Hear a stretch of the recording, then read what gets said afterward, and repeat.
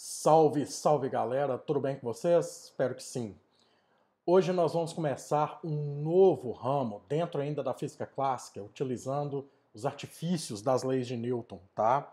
Nós vamos utilizar hoje, nós vamos estudar, na verdade, hoje, a mecânica dos fluidos, beleza?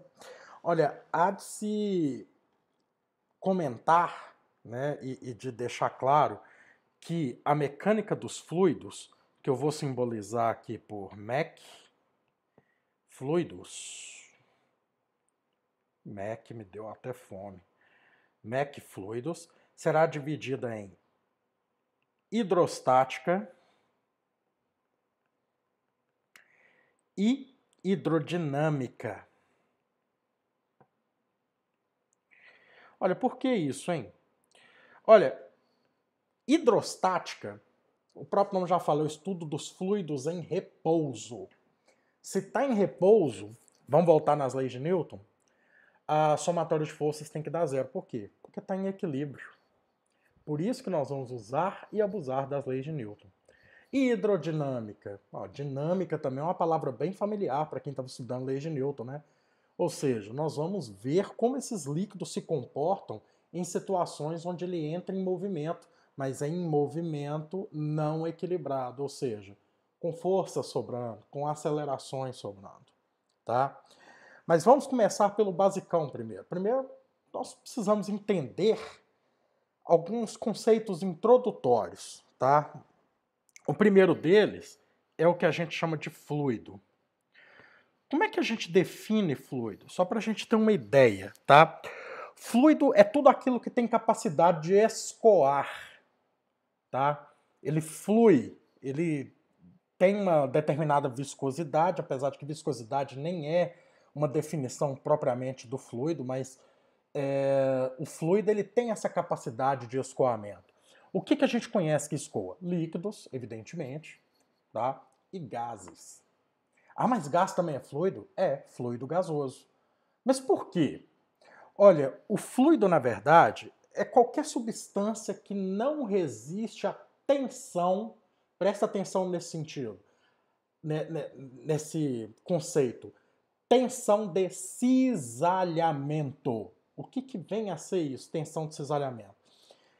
O fluido ele não consegue manter uma forma definida. Se você coloca ele dentro de uma garrafa, ele vai tomar a forma da garrafa. Se você coloca ele dentro da bandeja, ele toma a forma da bandeja. Por que disso? Por causa das suas ligações intermoleculares. No caso dos fluidos líquidos, essas ligações são fracas, tá? E no caso dos fluidos gasosos, essas ligações sequer existem. Prestem atenção, eu estou falando de ligações intermoleculares. Eu não estou falando de ligações interatômicas. Tá legal? Ah, Fernando, mas a água, quando congela, ela fica sólida. Exato, meu filho. Porque ali ela vai começar a arranjar as suas moléculas numa organização cristalina. E a ligação, que antes era fraca, começa a enrijecer, ficar forte. Mas sim, tá? Você quer um outro exemplo exótico? Vidro. Vidro é conhecer. Eu não posso considerar o vidro um fluido, tá? Dependendo do estado de temperatura e pressão que ele se encontra. Mas enfim, o vidro ele tem uma viscosidade altíssima. O vidro ele escoa. Por isso, ele é um caso particular de sólido. Ele é um sólido chamado amorfo. O que quer dizer amorfo? Que ele não tem forma.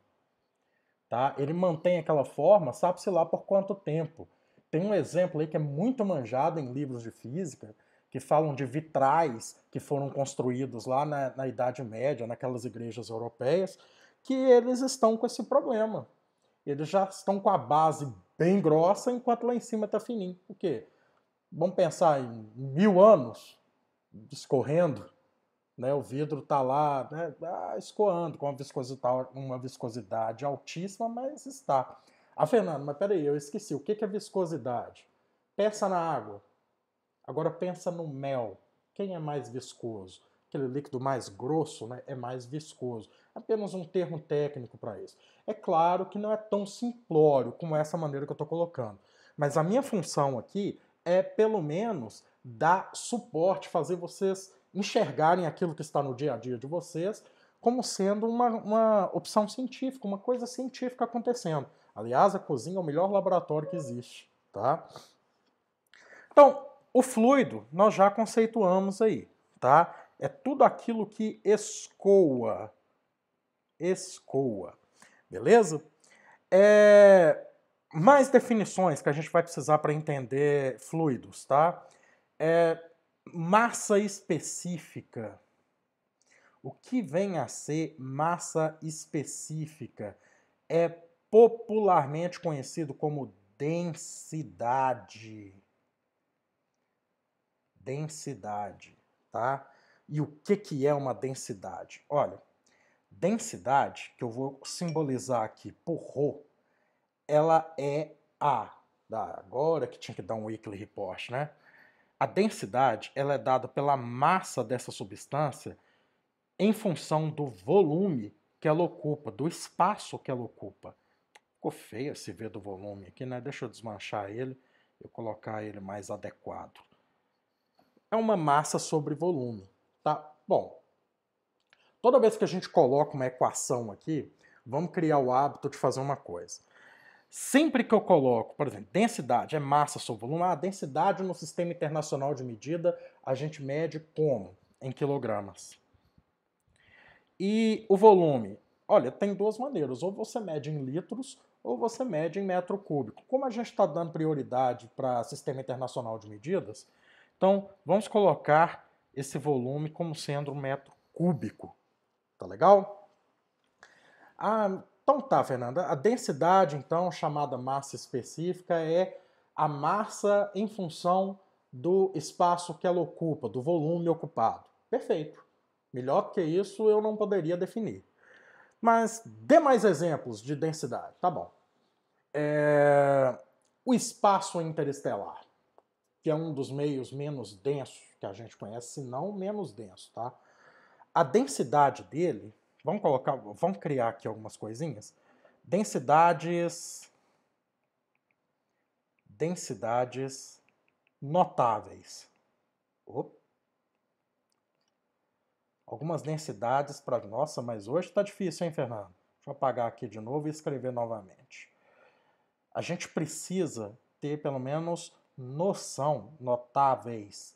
A gente precisa ter pelo menos noção daquilo que a gente vai trabalhar. O espaço interestelar.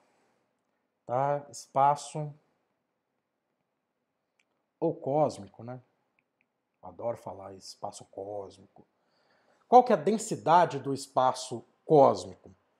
Olha, tá aproximadamente 10 a menos 20 quilogramas por metro cúbico. 0,20 casas decimais, tá? É bem tênue, né? Acho que a palavra mais adequada para definir o adjetivo para isso seria adequado, seria tênue. Mas a gente consegue reproduzir isso? Conseguimos. Perto. O melhor vácuo de laboratório,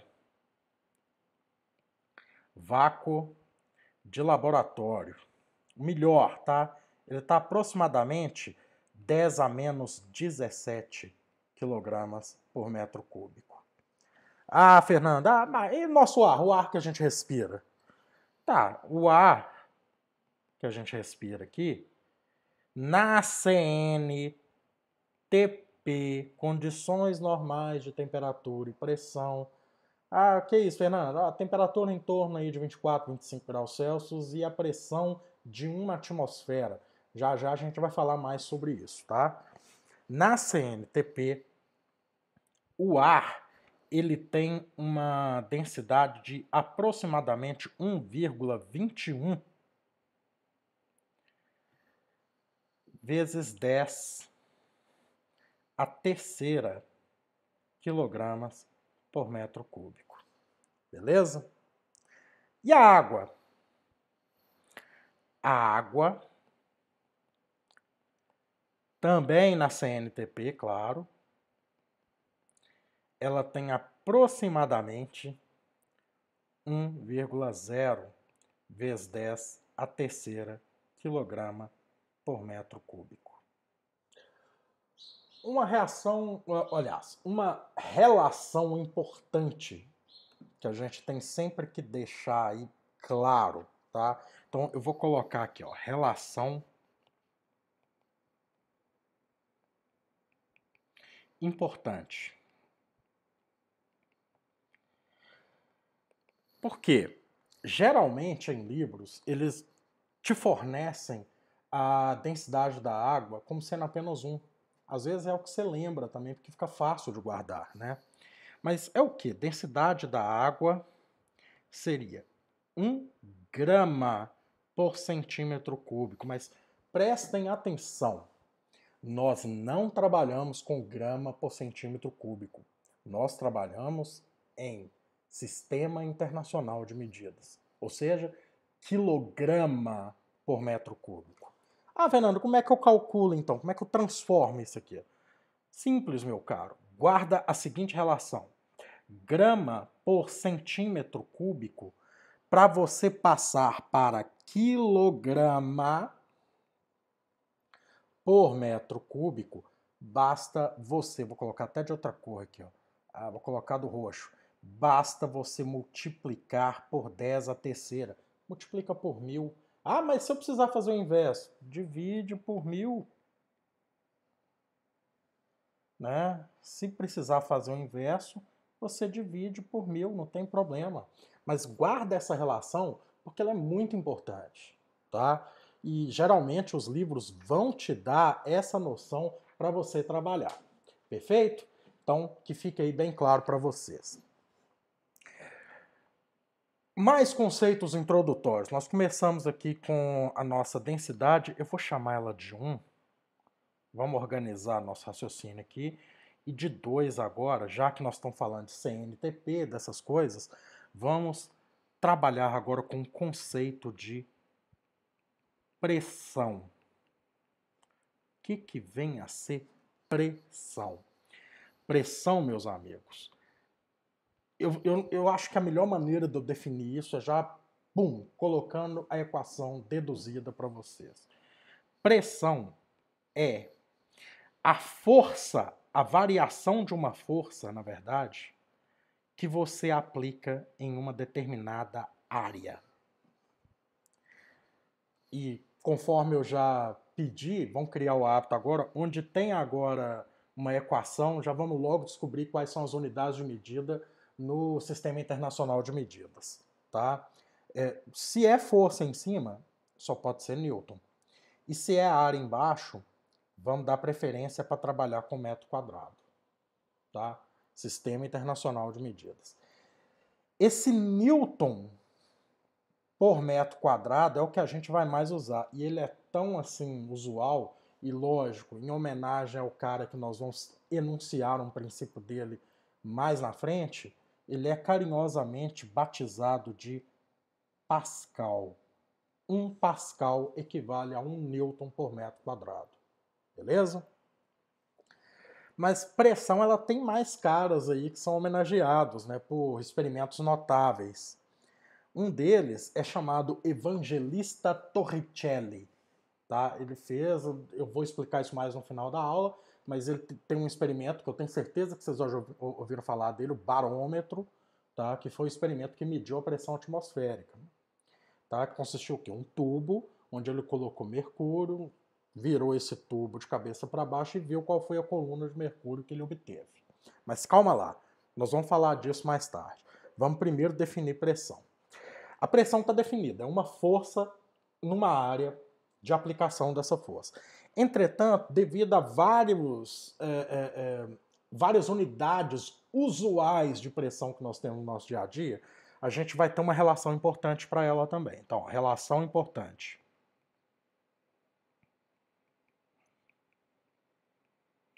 Relação importante. Um ATM, esse ATM atmosfera, né, por causa do Torricelli, equivale a aproximadamente 1,01 vezes 10 elevado à quinta Newton por metro quadrado, que ainda, observando o experimento do Torricelli, equivale a 760 milímetros de Hg. Mas espera aí, Fernando, milímetros de Hg isso é usual mais do que você imagina. Aparelhos de pressão, aquele que tem a bombinha, você chega lá no médico, o médico coloca, o enfermeiro ou o agente de saúde, ou seja lá quem for da área de saúde, coloca lá aquela bomba, vai observando. Aqui é chamado de esfigmomanômetro. Ele mede a pressão em milímetros de Hg. Ah, minha pressão está 12 por 8. O que quer dizer isso? É 120 milímetros de Hg por 80 milímetros de Hg. Nós vamos falar mais, calma. Então, essa relação ela é muito importante, tá? E esse milímetro de Hg por causa do nosso famoso evangelista Torricelli. O Torricelli também, galera, para quem não lembra lá da cinemática, ele é que é responsável por aquela equação, ó, V igual a VO ao quadrado mais 2AD. Essa equação aí é uma equação que você calcula um movimento cinemático sem a necessidade de conhecer o tempo, também por causa do Torricelli, tá? Mas isso não vem ao caso agora, é só uma curiosidade. Então vamos apagar isso aqui e voltar ao que interessa. Exemplos excêntricos do uso da pressão, caso vocês não saibam. A pressão sistólica, essa que eu acabei de falar aí, a pressão sistólica, vamos colocar como sendo aí P-sist, sistólica. Vamos escrever? Preguiça de escrever tem hora, mas vamos lá. A pressão sistólica, eu acabei de falar que ela vale 120 milímetros de Hg, tá? Também conhecido como Thor, tá? Esse Hg, não é Thor, o Deus do Trovão, não, é Thor com 2 R's aqui, por causa do Torricelli, beleza? Essa pressão sistólica, ela é de uma pessoa saudável, que não é o meu caso, diga-se de passagem, porque eu sou hipertenso, uma pressão de uma pessoa saudável é de 120 milímetros de Hg, beleza? A diastólica, pressão diastólica, ela está em torno de 80 milímetros de Hg. Tá aí. Beleza? Pra vocês terem ideia, né? Isso corresponde, tá, pessoal? Em termos de Sistema Internacional de Medida, em termos de Pascal, ou melhor dizendo, em termos de Newton por metro quadrado, isso aqui equivale, essa sistólica, por exemplo, a 1,63 vezes 10 elevado a 4 Newton por metro quadrado. Olha, se você prestar atenção aqui, ó, a pressão atmosférica, essa ao nível do mar que a gente se encontra aí, a pressão normal, é 10 à quinta. Ou seja, é 1 vezes 10 à quinta. Em torno aí de 100 mil newtons por metro quadrado. É uma pressão gigante. A pressão sanguínea nossa, a sistólica, ela gira em torno aí de 1,63 vezes 10 à quarta. Beleza? Ela tem uma ordem de grandeza a menos. Então a nossa pressão é menor que a pressão atmosférica. Ou seja, a pressão que o ambiente faz na gente é muito maior do que a gente devolve de pressão, beleza? Por isso que tem que ter alguns certos cuidados quando você vai escalar montanhas altas demais, como é o caso do Everest, do Aconcagua, do K2, seja lá o que for. E por isso que dá diferença também quando você mergulha. Porque a cada 10 metros de profundidade, isso aumenta 1 atm de pressão. Na verdade, 10,3, se não estou enganado. Tá?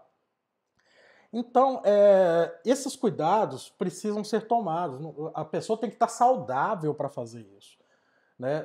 Eu, que sou astrofísico, por exemplo, boa parte dos empregos oferecidos pelo ESO, né, o Observatório Sul-Europeu, onde você precisa se deslocar, né, para ir lá no observatório, onde os telescópios se encontram, é no alto da Cordilheira dos Andes. À medida que você vai subindo a cordilheira, a pressão é menor. Então a pessoa tem que fazer um exame médico, tem que ter um aval médico para subir numa altura daquela, porque senão a pessoa pode sentir mal. Um outro exemplo que você vê aí, direto e reto, é quando, principalmente em partida da Libertadores da América, que por sinal é bem melhor que partida da UEFA, da Champions, porque na partida da Libertadores, você vai lá jogar lá na Bolívia, você vai jogar no Peru, né, na altitude. E isso aí dá uma baita diferença, cara.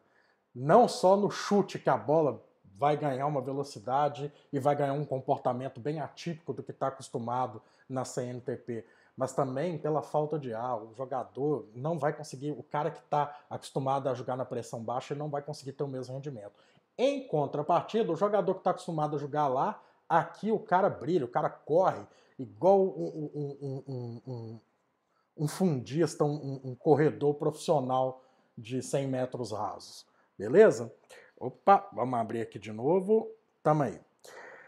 Mais exemplos do nosso dia a dia. Você tem ideia do tanto que também isso representa em termos de ordem de grandeza? O salto alto, o salto agulha aí, que a mulherada aí gosta pra caramba, tá? Deixa eu voltar a canetinha preta aqui.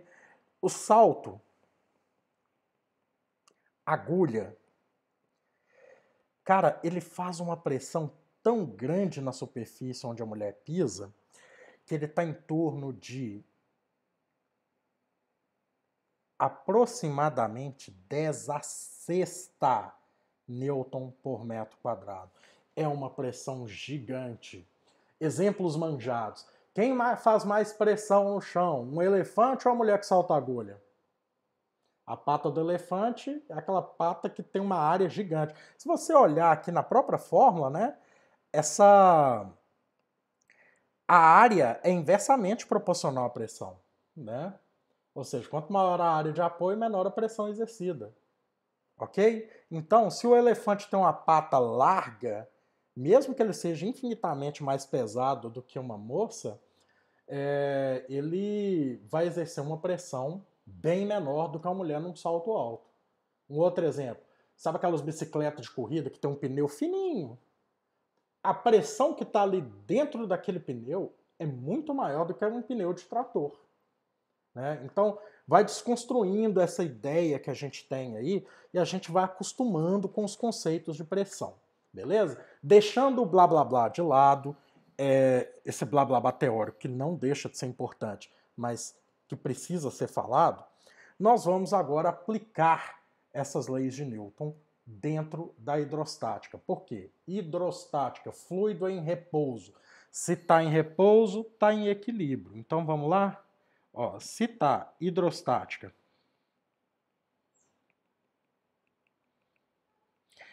se o negócio está em repouso, ele está em equilíbrio.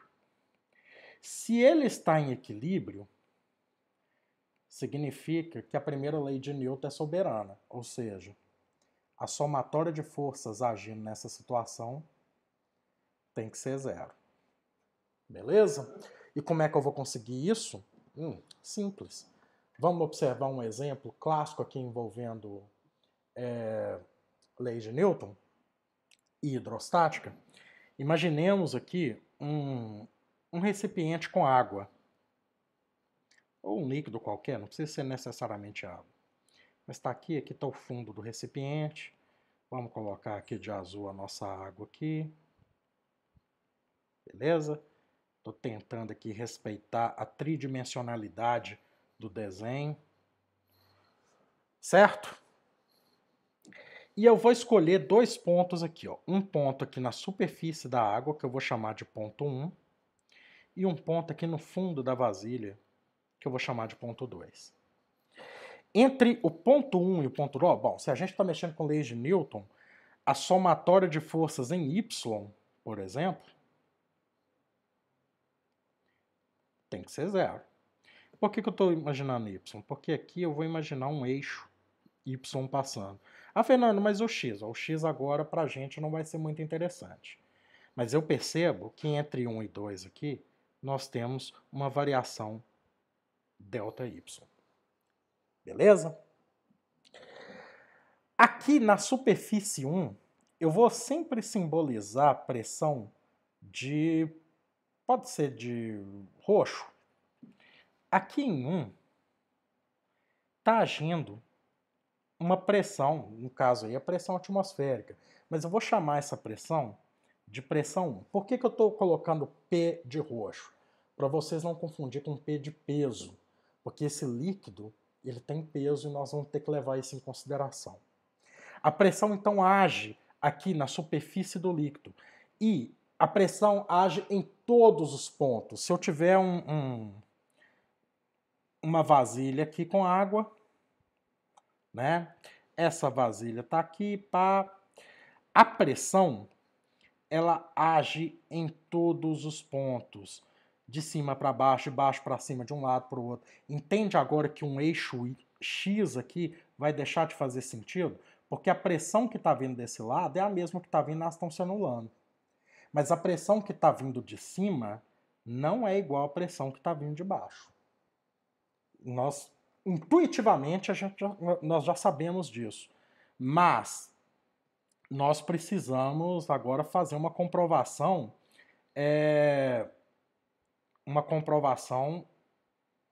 Só apagar isso aqui,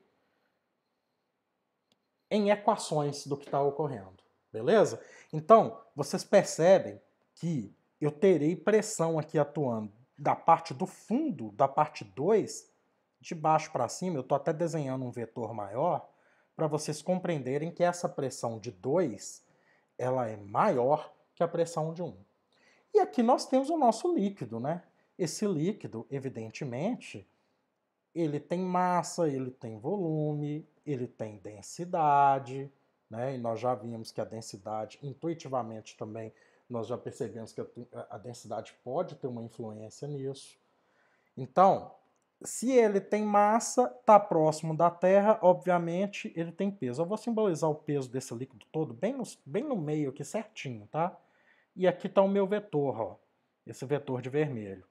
Esse aqui é o meu peso P do líquido. Então, já que nós vamos ter um repouso nisso aí, não implicaria dizer que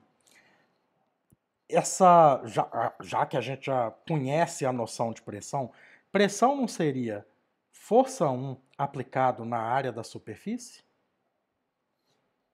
A mesma coisa vale para pressão 2? É uma força 2 aplicada na área da superfície. Aqui no caso a área da base, né? Não pode ser isso? Só botar aqui as grandezas vetoriais que lhe cabem.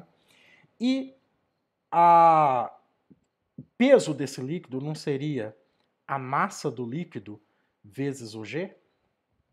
Ora, então a gente pode calcular aí o equilíbrio de Newton observado principalmente no eixo Y, tá? Então, nós percebemos que força 1, olha se vocês concordam com o que eu vou fazer aqui. Essa força 1, só ligar a setinha, força 1 é igual a pressão 1, eu vou sempre colocar ela de roxo, pressão 1 vezes a área da superfície, somado, olha só, a força 1 está sendo aplicada aqui, hein? Somado com o peso do líquido, que eu vou sempre colocar de vermelho, que é a massa do líquido vezes G. E como a força 2 está sendo aplicada de forma contrária, porque a pressão está vindo do fundo para a superfície, aqui vai caber um sinal de subtração. Tá? Vai ser um sinal de subtração para a força 2, que vai ser o quê?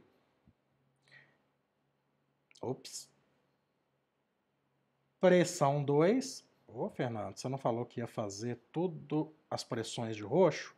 Falei, então vamos respeitar. Que vai ser a pressão de 2 vezes a área da base, de preto. Nossa senhora, mudar de cor toda hora aqui tá dando trabalho, mas vamos lá. Bom, isso aqui tem que ser igual a 0, beleza?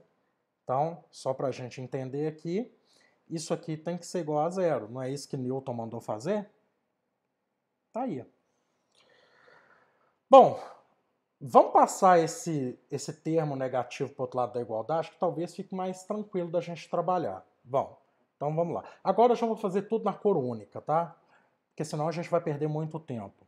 Então, ó, a pressão 2 vezes a área da base vai ser igual a pressão 1 vezes a área da superfície mais a massa do líquido, no caso aí nós estamos considerando água, mas vamos deixar líquido por enquanto, vezes G.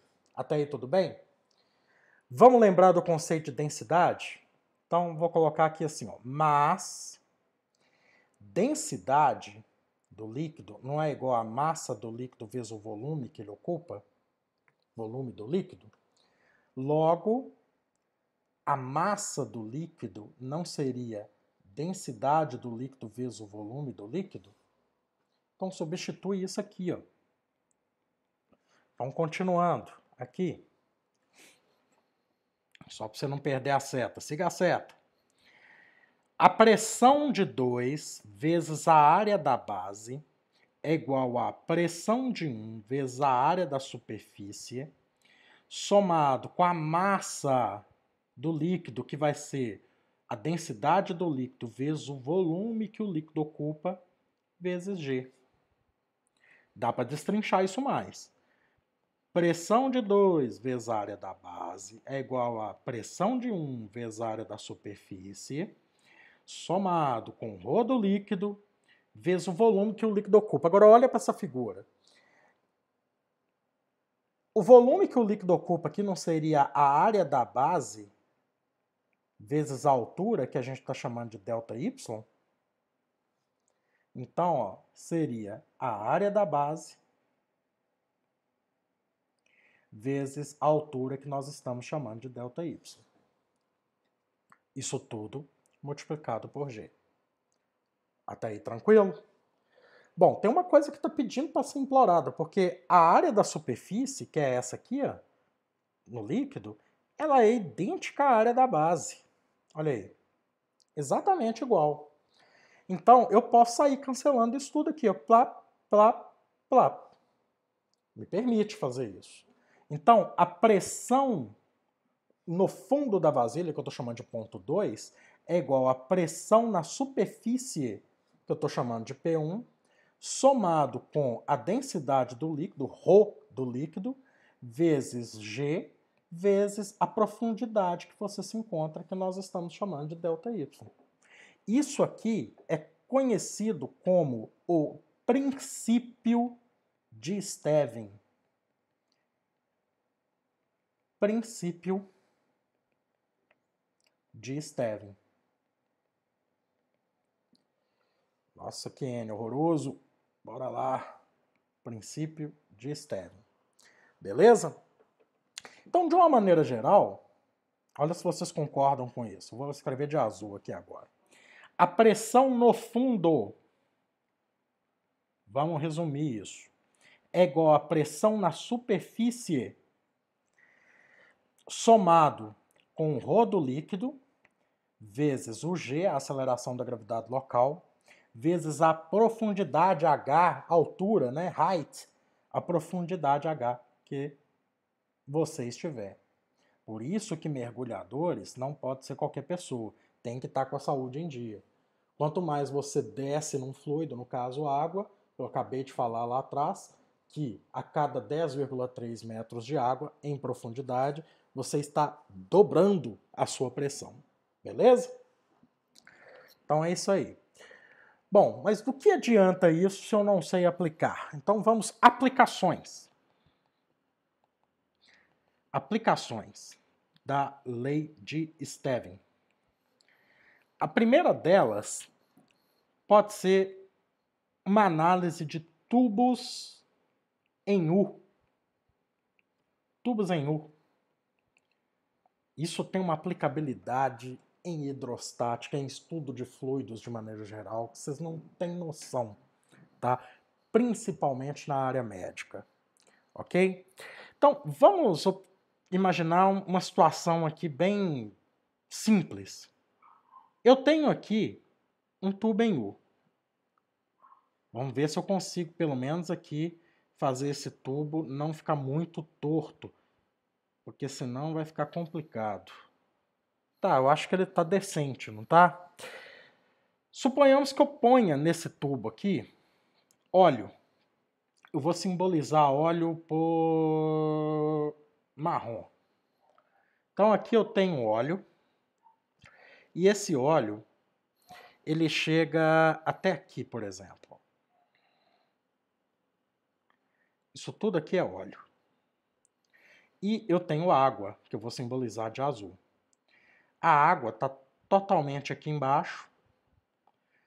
Vocês sabem que água e óleo não se misturam por uma questão de diferença de densidade. E o sistema entrou em equilíbrio aqui. Equilíbrio, hidrostática, somatório de forças dá zero. Primeira lei de Newton cortando na alta, tá? Percebam que aqui onde o óleo e a água não se misturam, onde um está em contato com o outro, equivale a um ponto aqui onde eu estou observando só água, ok? Então esses dois pontos aqui, ó, eles é onde o equilíbrio acontece. Então eu vou chamar esse ponto aqui, essa altura de água aqui, ó, ponto 1, aqui de ponto 2. Aqui essa altura de óleo eu vou chamar de ponto 3 e aqui eu vou chamar de ponto 4. Perfeito? Vamos tentar organizar o nosso raciocínio. Eu percebo que aqui, ó, tem uma diferença de altura. Sobra óleo aqui, ó, desse lado aqui, do lado esquerdo do tubo. Isso aqui eu vou chamar de uma distância D qualquer, beleza? Aqui entre 1 e 2 eu vou chamar de profundidade, igual a gente estabeleceu ali, H. Beleza? Então, vamos definir o que a gente tem nessa situação? Do lado direito, o lado só da água. Esse lado aqui, ó. Lado direito.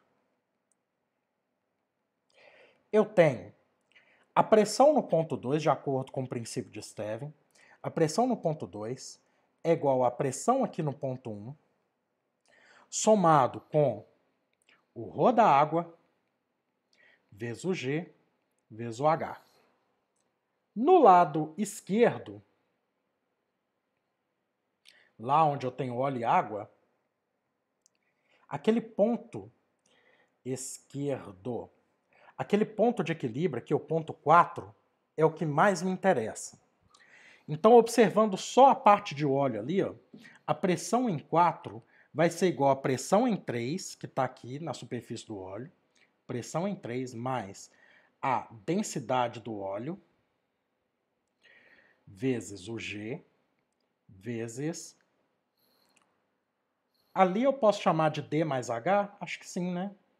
Não sei se vocês conseguiram enxergar isso, porque se eu tenho H aqui também, então essa profundidade toda aqui... Opa, deixa eu só desmanchar, ficou um pouco garranchado. Mas essa profundidade aqui é H. Então essa profundidade toda aqui, ó, vai ser o quê? D mais H. Até aí tudo bem? O aluno costuma se atrapalhar aqui, né? Mas não vai ser o nosso caso, né, galera? Vamos organizar o nosso raciocínio aí. Mas algumas coisas que a gente já pode trocar aqui para facilitar a nossa vida. A pressão que está atuando aqui em 3, na superfície do óleo, é a mesma pressão que está atuando em 1. É a pressão atmosférica, não é isso? Eu posso chegar aqui e falar assim, poxa, essa pressão aqui, ó, na verdade, é pressão atmosférica. É válida para os dois. Então, onde tem P1 aqui e onde tem P3, eu já posso já, de cara, trocar para pressão atmosférica. Beleza? Então aqui, ó, pressão atmosférica e fim de papo. Já vai facilitar mais a nossa vida. E eu sei que essa pressão em 2 aqui, ó, ela entrou em equilíbrio com a pressão em 4, ou seja, as pressões são iguais. Se está em equilíbrio nas forças e a área é a mesma para os dois, porque o tubo é uniforme, então, evidentemente, as pressões são idênticas.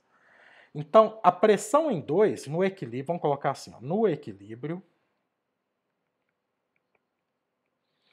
a pressão em 2 é igual à pressão em 4.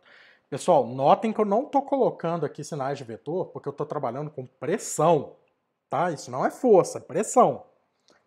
Então, a pressão em 2 é o quê? Pressão atmosférica, ρ da água, vezes G, vezes H. Então, ó, pressão atmosférica mais ρ da água, vezes G, vezes H. Tem que ser igual a pressão em 4, que é pressão atmosférica mais ρ do óleo, vezes G, vezes D mais H.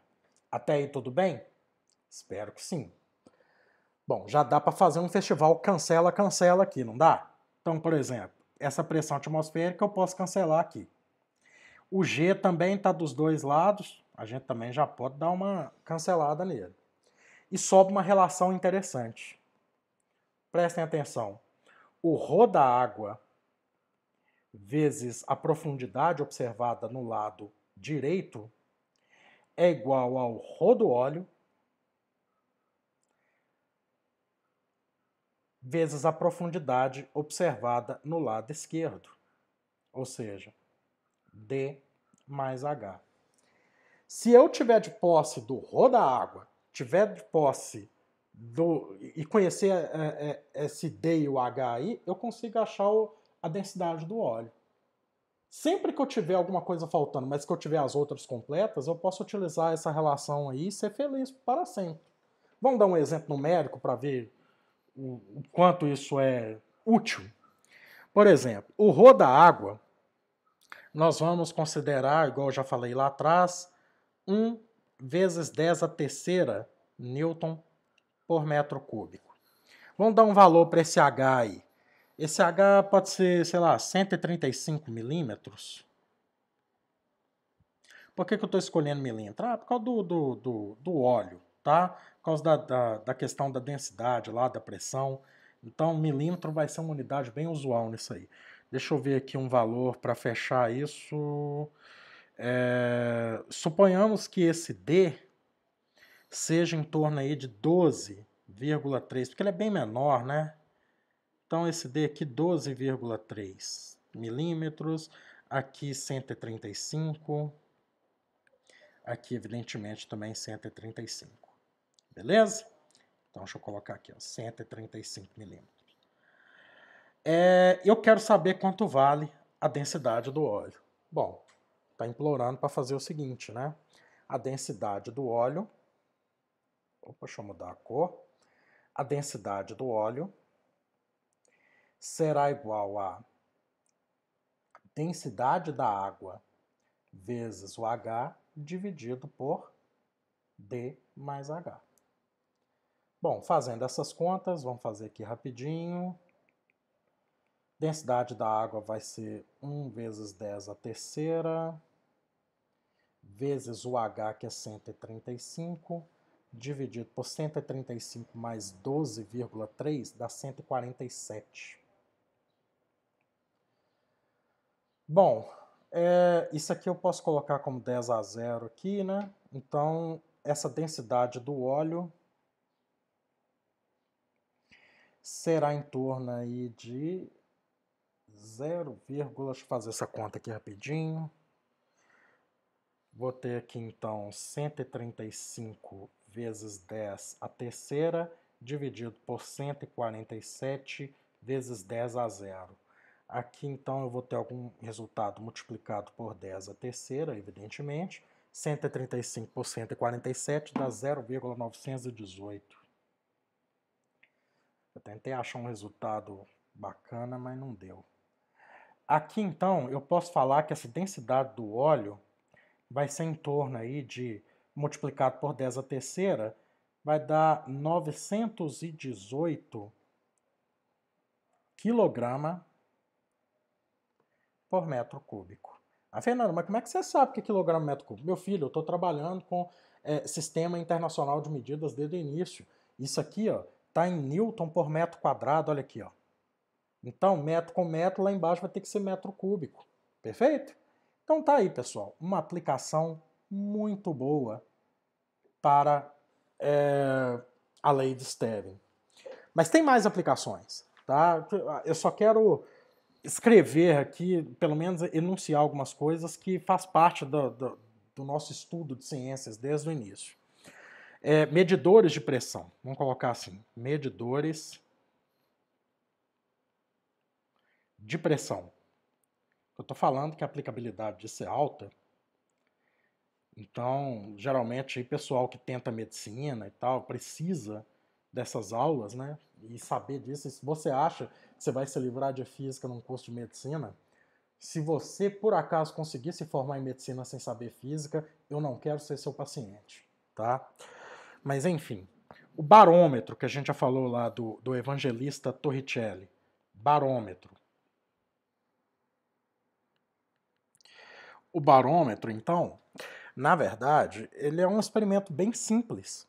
Ele corresponde a uma vasilha que o Torricelli virou um tubo gigante, um tubo de ensaio gigante, mais ou menos 1 metro, numa vasilha cheia já de mercúrio também. Evidentemente, vamos colocar aqui um cinza para mercúrio. Então, ele tem aqui uma coluna de mercúrio, numa vasilha repleta de mercúrio também. Tá? Lembrando que isso aqui é Hg, mercúrio. E ele observou que essa coluna ela parou a uma altura de 76 centímetros. Evidentemente, aqui se formou um vácuo, acho que não um vácuo perfeito, mas se formou. E ele observou o seguinte: a pressão atmosférica que estava agindo aqui na superfície do líquido empurrava esse líquido para dentro do tubo, fazendo uma força F. Aqui, ó. Essa força F aqui equilibrava com a força peso da coluna de mercúrio. Então tinha uma força peso aqui que era equilibrada, em virtude da pressão atmosférica.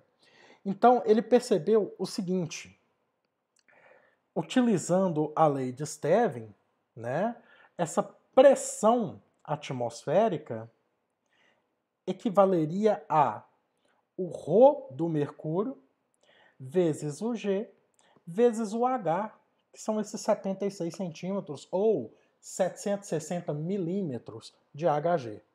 Beleza? Uma aplicabilidade legal aí para o princípio de Stevin. Um segundo medidor de pressão seria o manômetro. O que vem a ser o manômetro? Manômetro é um tubo em U que geralmente mede a pressão de um gás. O cara tá lá no hospital, por exemplo.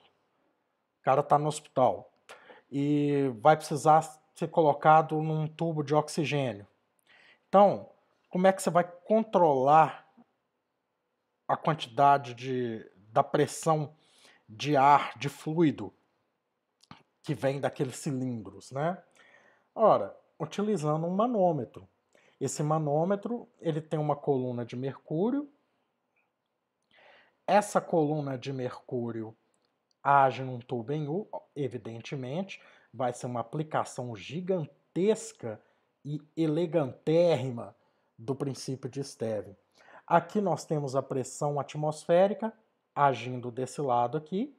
Nossa, mas esse traço ficou muito feio. Deixa eu repetir ele aqui. Aqui nós temos a pressão atmosférica agindo desse lado. E essa pressão está contrabalanceando a pressão do gás que está aqui. Caso vocês não tenham notado, aqui está repleto de gás. E esse gás está exercendo uma pressão, empurrando essa coluna de mercúrio. Beleza? Então, eu percebo que existe um desnível entre esse ponto aqui, que está aqui, e esse ponto aqui da pressão atmosférica. Então, eu chamo isso aqui de nível 1, por exemplo. E aqui de nível 2. Esse desnível é observado uma profundidade que, evidentemente, eu vou chamar de H. Então, aplicando o princípio de Stevin, a pressão no nível 2 é igual à pressão no nível 1, mais o ρ do líquido, no caso aí vai ser o Hg, vezes o G, vezes esse H. Beleza? Então, sem segredo, é uma coisa relativamente simples e estamos aí. Espero que vocês tenham compreendido, né, a hidrostática, essa introdução à hidrostática e, sobretudo, o princípio de Stevin. Beleza, pessoal? Até a próxima aula, onde nós vamos falar sobre princípio de Pascal, prensa hidráulica e também falaremos do famigerado princípio de Arquimedes, o empuxo, tá? Famoso eureka, eureka, eureka. Bom, espero que vocês tenham gostado, espero que eu tenha sido útil, espero que vocês tenham aprendido bastante e eu espero ver você, deixa eu só colocar a equação aqui visível para vocês, espero vocês no próximo vídeo e não se esqueçam, se inscrevam no canal, beleza? Ajuda o prof, né, cara? Aquele abraço, galera!